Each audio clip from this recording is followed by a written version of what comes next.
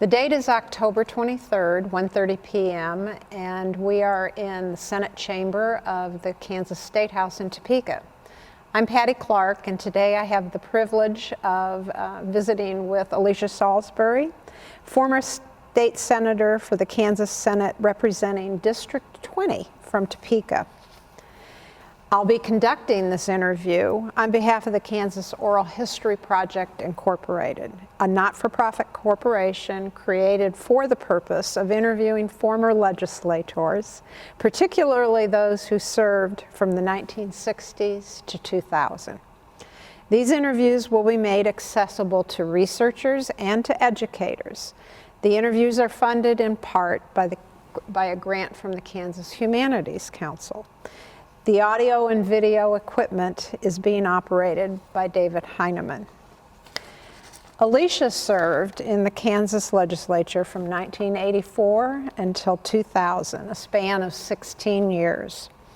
She served as the Vice President of the Senate, Chair of the Senate Commerce Committee, Vice Chair of the Education Committee, Vice Chair of Senate Ways and Means. Alicia earned her bachelor's degree from the University of Kansas, and prior to her service in the Kansas legislature, she served on the board of the Kansas State Board of Education for 4 years. Alicia was also a founding chair of the Kansas Action for Children and served on the board of directors of Kansas, Inc. Alicia, thank you very much for giving us time today. We really look forward to this interview. Thank you for taking me down memory lane. There's a lot to remember. Let's begin. Talk a little bit take us back prior to your election in the Kansas legislature. What interested you about public service, about politics, and are there any contrasts between then and now? I grew up actually in a political world. My grandfather had been a state senator from Russell and was what they called Senate President Pro Tem. His picture hangs on the wall of the House side. My father served a term in the House of Representatives and was known as the father of the Kansas Turnpike.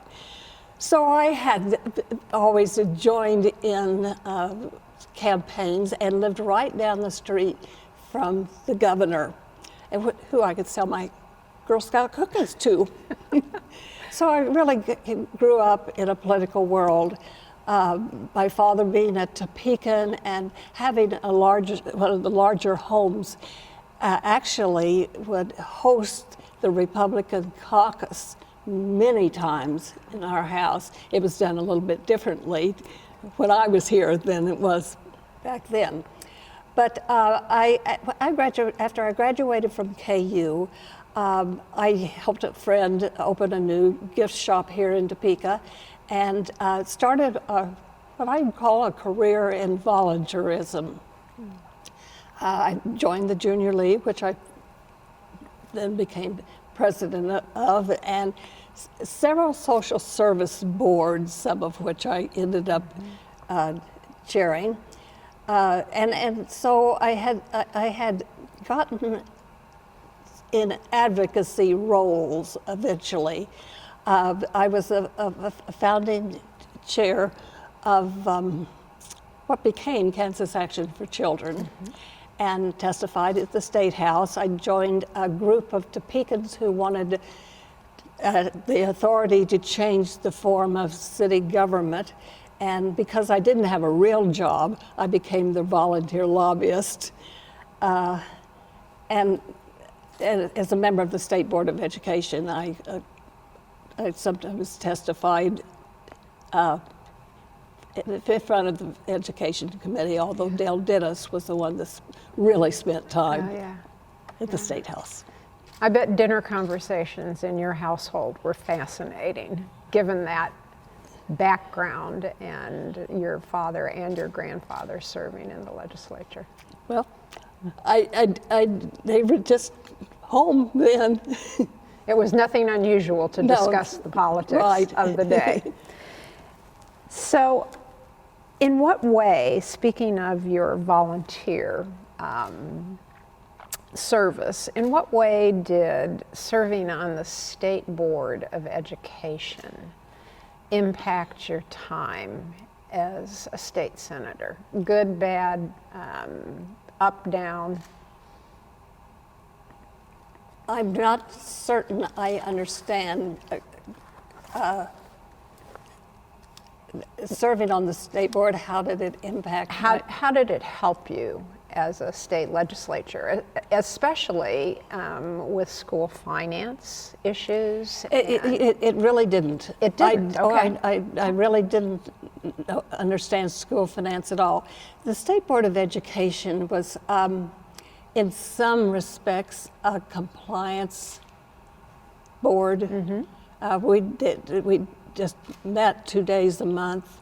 We really had to approve some of what the staff at the Board of Education had done in compliance with the federal government. I didn't think it was. I mean, to me, it was not terribly challenging, and I don't want to put it down at all. It's very important, and but I kind of what I came out with was a passion for workforce training. Oh, okay. Talk a little bit more about that and how you carried that passion forward during your time as a state senator. Well, I thought of workforce training as being part of a bigger picture because my primary interest was in realizing economic growth here in Kansas. You know, in 1984, Kansas was kind of in a slump and having difficulty having revenues to fully fund the programs that it wanted to fund. Our little three-legged stool kind of collapsed under us.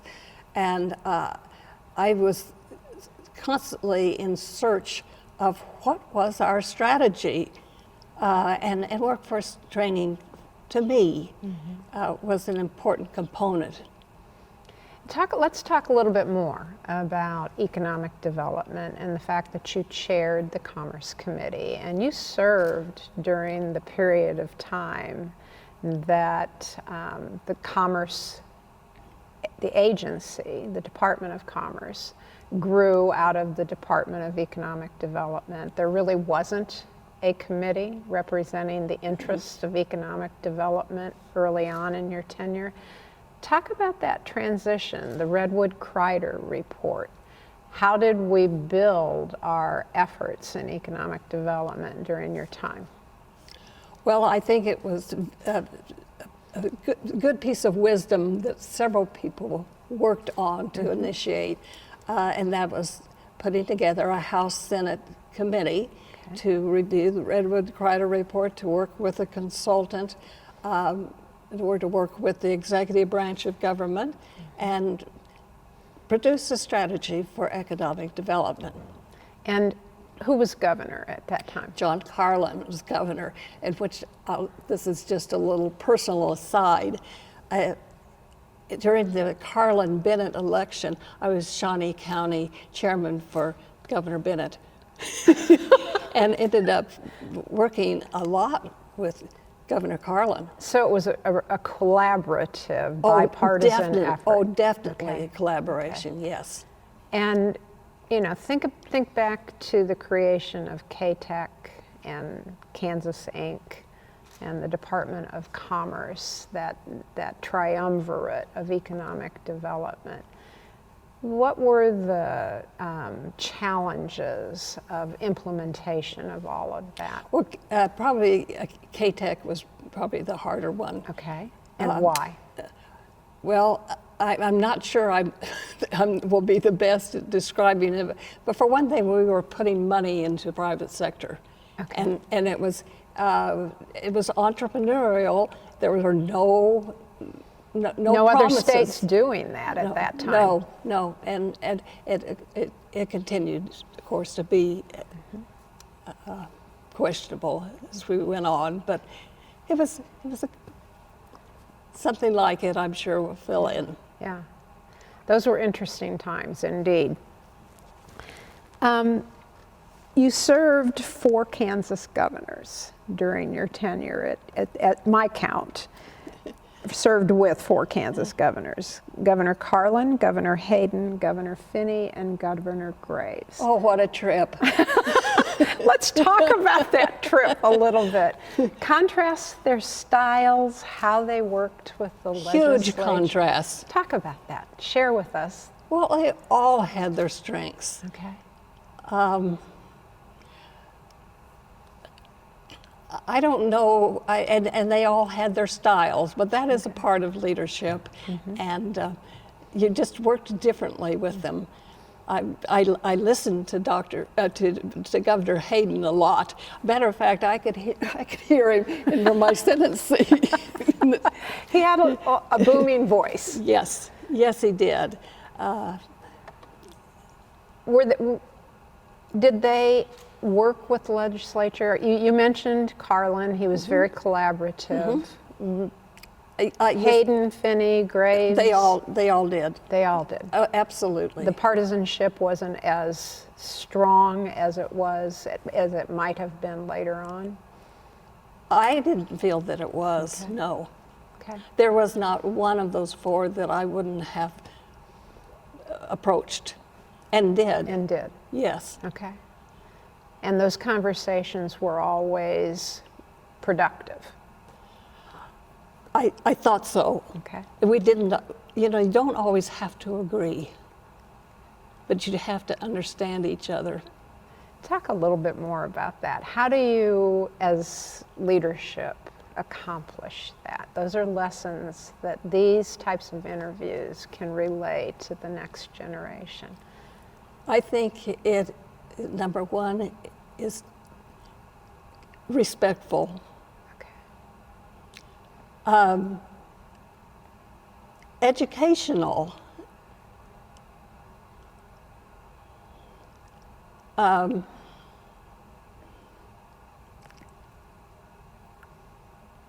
have to have a degree of intellectual curiosity about the other person's view. You have to be interested in the other person's view, because the other person's view, though may not, even if it's different, isn't necessarily a door closer. Okay, that's very well said. So let's go back. There were a number of unique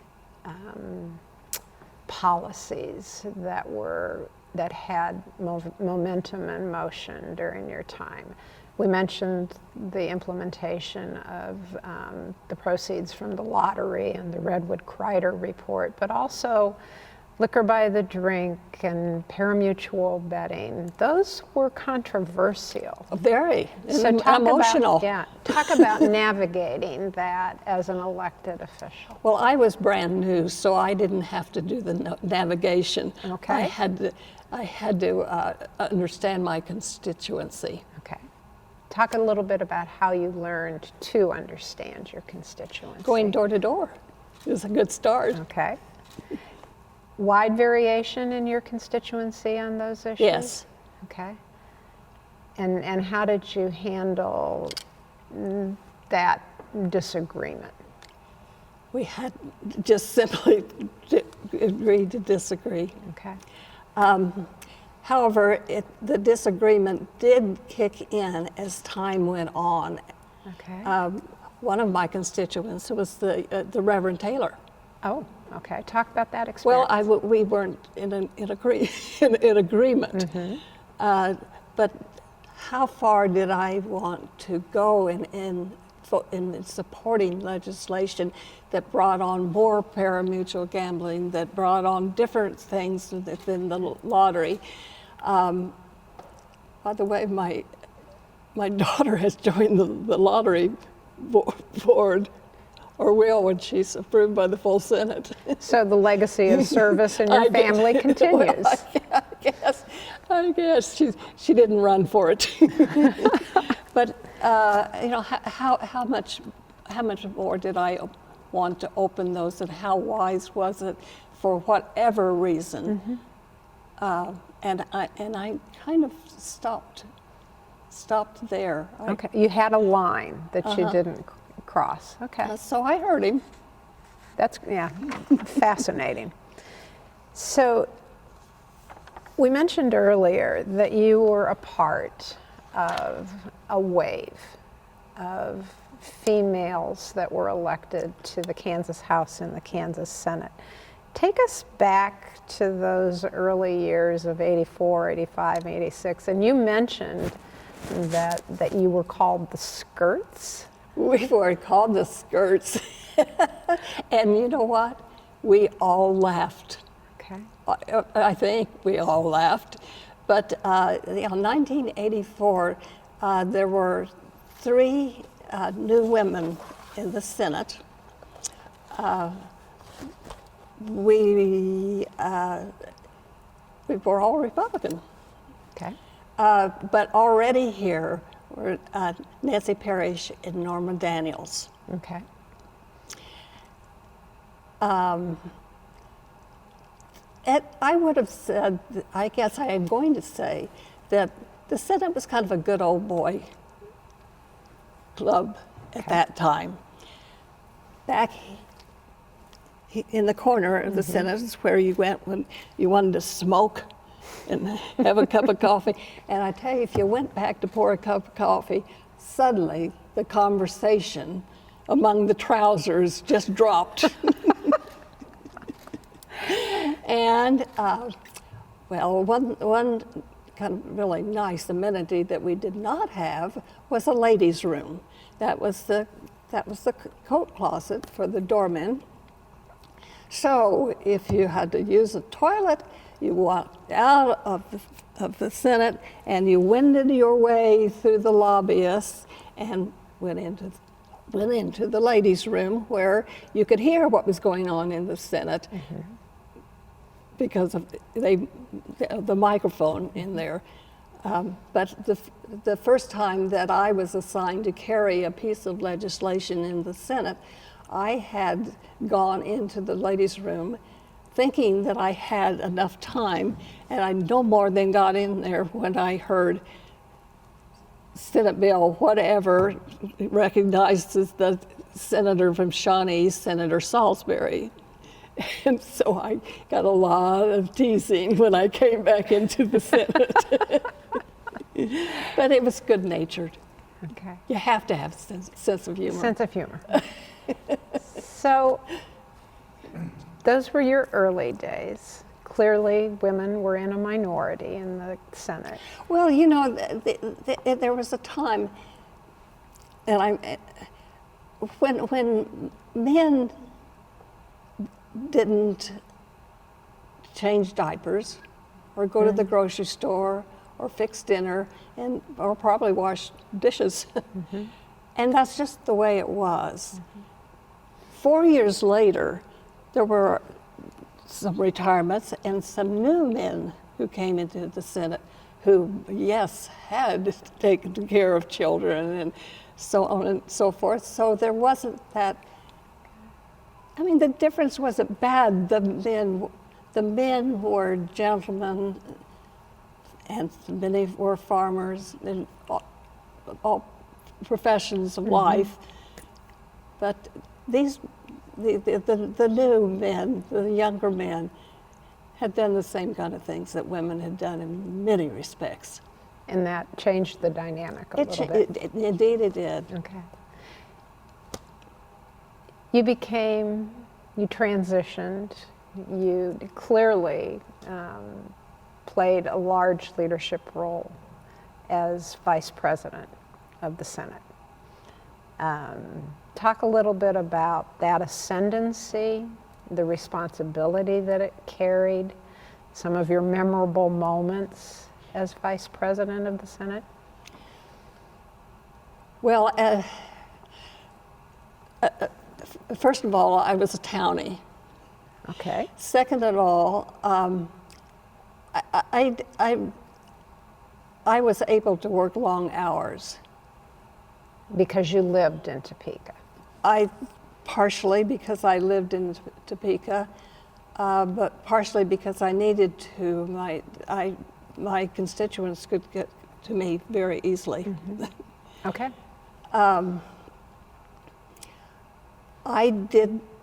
I had played enough roles in the volunteer sector that I call that, in many respects, a career.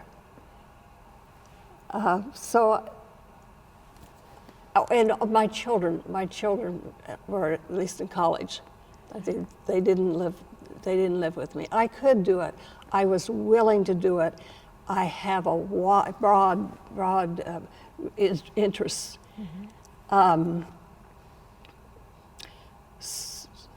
So I think that certainly helped. But I had done some work in my committees and some accomplishments that equipped me to go on and ask for an office. I asked. Okay. And actually bold in that day. Was elected, because I asked. And that serving under two different presidents was just like we talked about with serving under governors. They're going to have a different style. The person that I did the most with was had been a long-time friend, Dick Bond. And he liked to work sometimes, and some people would probably laugh at me for saying this, but in some ways behind the scenes. Okay. He did not care about always being in the high chair. So he loved to call my secretary and say, ask Alicia to open the Senate, and he did almost all of the time. And I was willing to do that.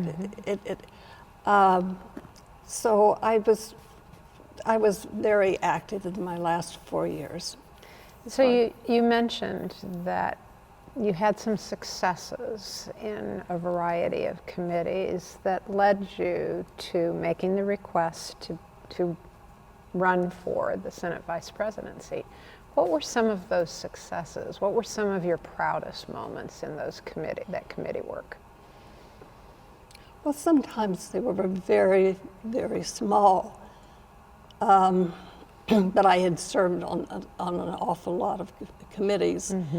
Well, the implementation of this economic development strategy that we talked a little bit about earlier, I was very active in that particular role, but I felt like I was also quite assertive in the committee, the composition, the types of legislation and issues that we were going to dwell on. And that's particularly true in commerce. Most of my time at the State House was spent in commerce issues and Ways and Means. And that is a committee that is very demanding.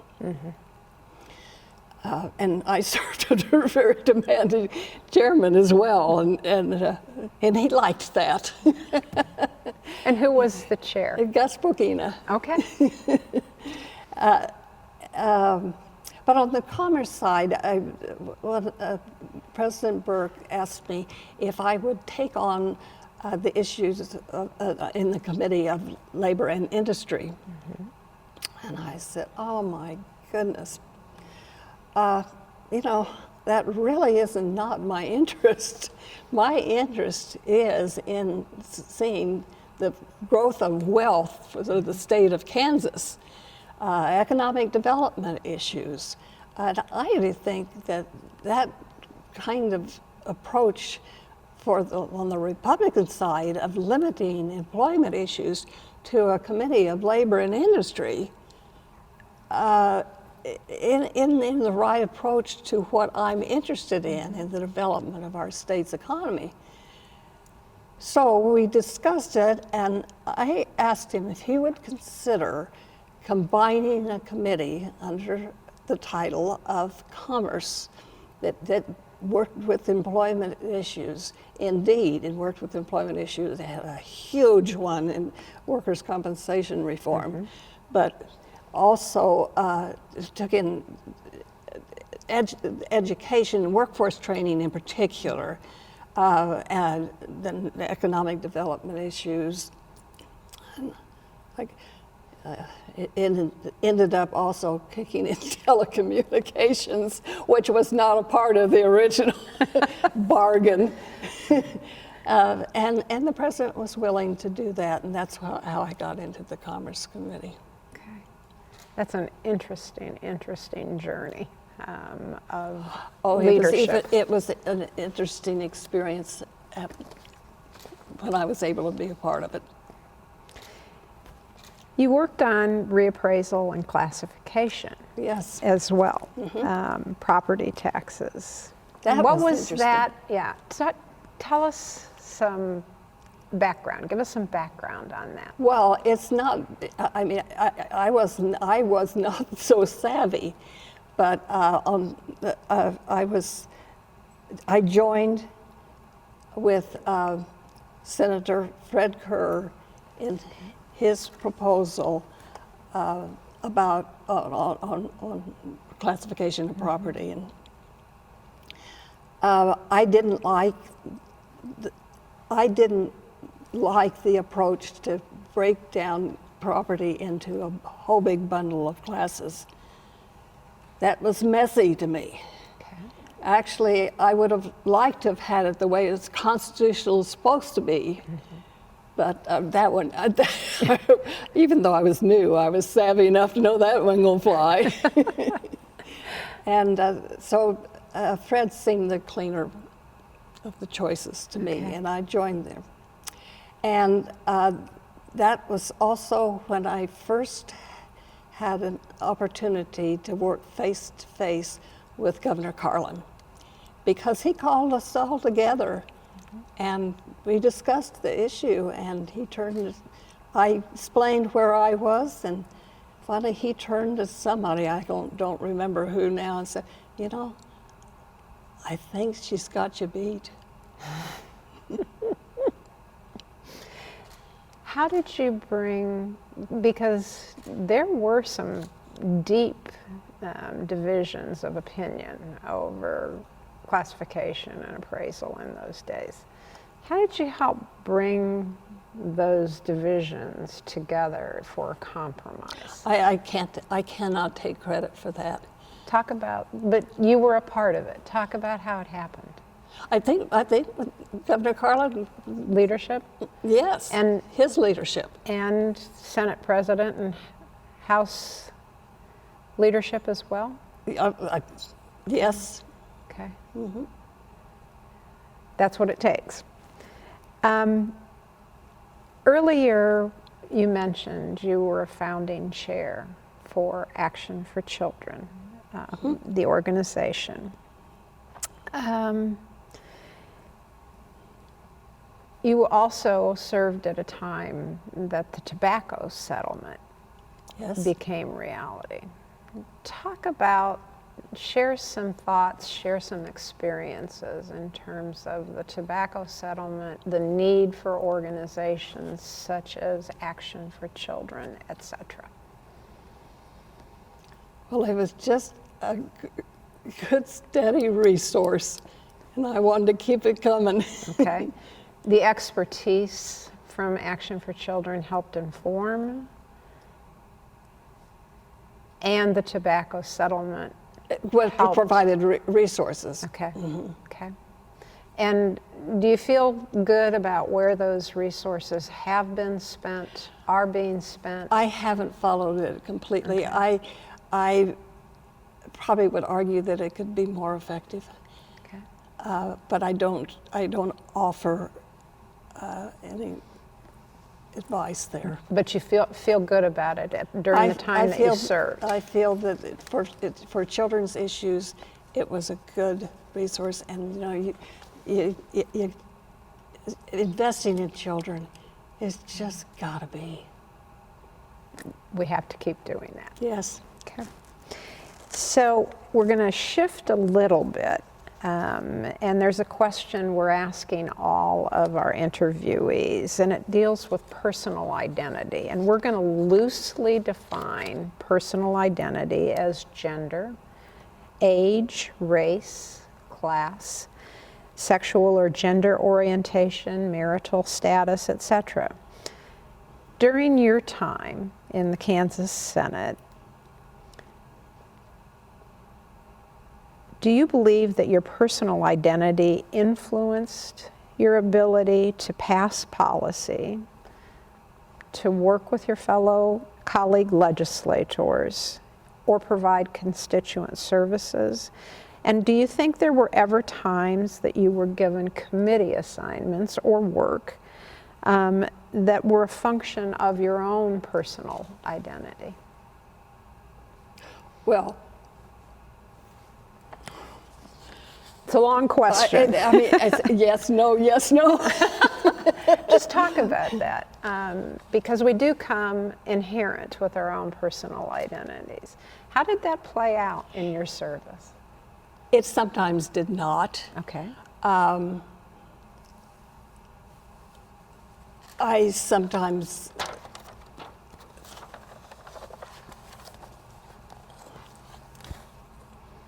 think it may have even worked against me, that people's perception about me. I guess people didn't perceive me as being a real working person, a really common person. I had, because I'm a lifetime Topeka, and because I have been so involved as a volunteer, I think some people thought that I wanted to be above the fray.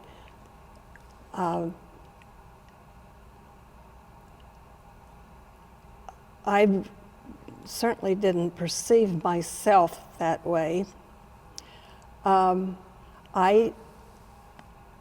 was very fortunate that my family was comfortable. Okay. I had a very supportive husband who would do anything to stay out of the limelight. And of course, I came in to fill that up whenever I could. I hope you find humor in that. Absolutely. He does. Absolutely. I was educated. Mm-hmm. I was willing to work. I wanted to work. Okay. My constituency, I lived in the right district. My constituents knew me or knew of me. Mm-hmm. Because I had worked with them on so many social service and community endeavors. I'd love to go door to door. I'd love to, come to their meetings and give reports whenever asked. So I think I had assets that appealed to my constituents. Which were Republican, and it was a Republican district. But I sense that you had to work against some of the perceptions of your personal identity from time to time. Yeah, I had to be aware of it. Okay. I felt I had to be aware of it. There were only one of my 4 campaigns was really kind of low, and I was a little surprised I was taken on the way I was, but it was my opponent. I didn't have Republican opponents, by the way, but I had always had a Democrat opponent, and for the most part, they were certainly fine people. This one had come from the bureaucracy in Washington, D.C., And I had to bite my tongue not to call him a carpetbagger. He had a very nice wife who was a lobbyist here at the State House, so I got along with swimmingly well. But I think it maybe gave the party a chance, the Democrat Party, a bit of a chance that I don't know why they really did it. Being a lifetime Topekanan, you know, I felt like I had a good reputation, and my husband certainly had a good reputation. He served on a bank board, and I took on banking deregulation, mainly because the chairman of that committee was a banker and didn't really feel that it was appropriate for him to do it. And everything I did like this was a learning curve for me. I mean, I didn't know anything about banking except going to the bank. But certainly the bankers in Kansas were willing to teach me. You were a big part of interstate banking and Yes. the issues with Fourth Financial. Well, Kansas correct? wasn't even in the game. yeah. I mean, I think we were the last state to deregulate. So talk a little bit about, you mentioned with many of these issues there was a learning curve. Oh, for you. all of them. What kept you from being intimidated by that learning curve? Oh, I couldn't be effective unless I learned. Okay. Oh my gosh, particularly workers' compensation. I mean, I was learning on the fly. Is that something that you would, if you were to talk to young women today that are interested in serving in public service, is that something, is that a lesson you would express to them, that those learning curves are important, that learning is important in order to do a good job? Oh my goodness, yes. Okay. And we have good research staff here, and you can have experiences outside of the State House in order to learn too. When I managed telecommunications reform, I spent 2 weeks solid at the State Corporation Commission. That's the only way. And diving into their day-to-day work. Absolutely. We also had good research here at the State House for the legislature. And 2 weeks of spring break, that was my self-assignment. Well, I couldn't get anything passed. Yeah. I had to. That's remarkable.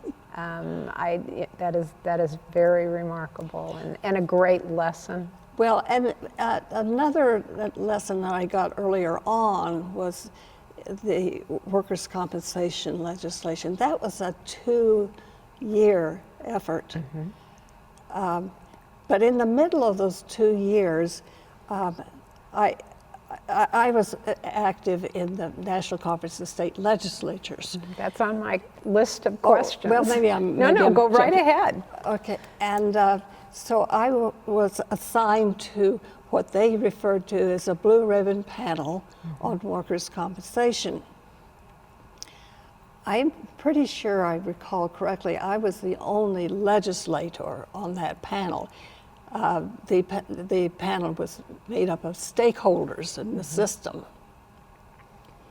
And certainly there were parties, all parties, both parties. Because I was a part of developing this plan, strategy, and all states were interested in workers' compensation reform at the time. Because I was a part of developing this strategy and it came out in written form, I had begun an education. And so when I got back here and we wrote again the bill that was introduced into the House and introduced into the Senate, I did not write that legislation. There was no way I was qualified to write that legislation. But I was qualified to know what policies this panel had embraced. Mm-hmm. The devil, of course, is in the details. In the details. So an observation, if I may, followed by a question. In your service to the state, where you started was not necessarily where you ended. You ascended to some very critical leadership positions. The Vice President of the Senate, Chair of the Commerce Committee.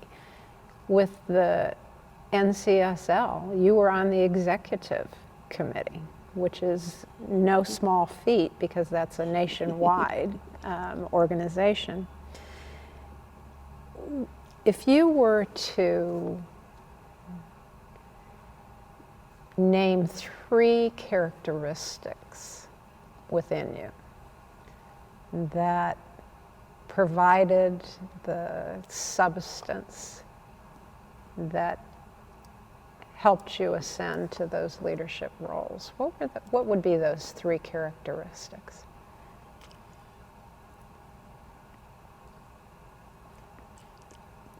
The leadership that I gained through chairing volunteer boards, Okay. the desire to work with others. I am not a loner. I'm not a loner socially. I'm not a loner in in anything I do. Okay.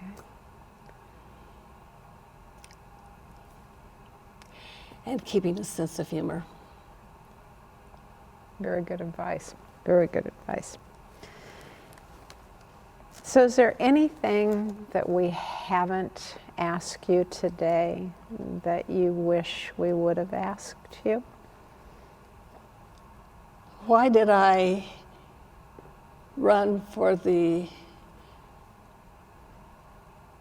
as Republican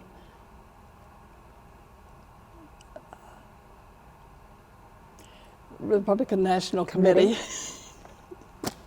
So answer the question. Well, one thing I think we learn sometimes in our lives, if you want something, you ask for it. Well, I didn't ask for that, but I was asked. Okay. I was asked because this was at a time when there was just, Republicans were fighting Republicans. Now that hasn't stopped, but there was a split. I was considered a centrist. Okay. I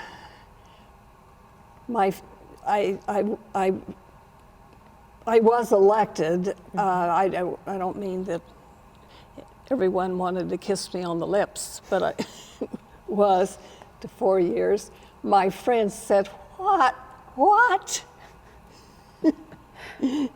It was an experience. I will say, the nice thing about it is there was a Republican in the White House At the time. Yeah, at the time.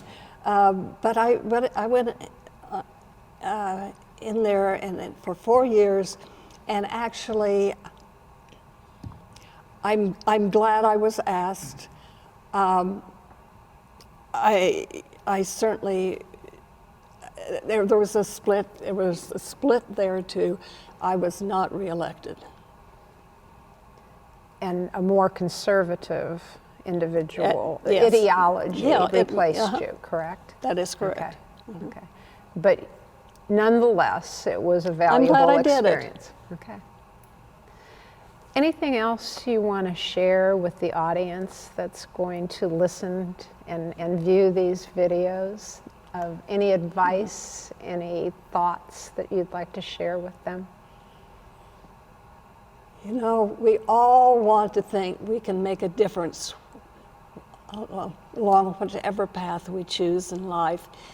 You don't always, you can't just go into adulthood always with a design, with you, when you're asked to do something, give it some good thought. Okay. Or don't, just do it. You don't have to put a pledge in for life, but I'll tell you, 9 times out of 10, I know I've been so grateful that somebody asked me. Those are wonderful parting thoughts. And Alicia, this has been pure pleasure. This conversation has been illuminating in many, many, many ways. And we thank you deeply for participating in the project. Thank you for giving me the opportunity. It's been a delight. Thank you.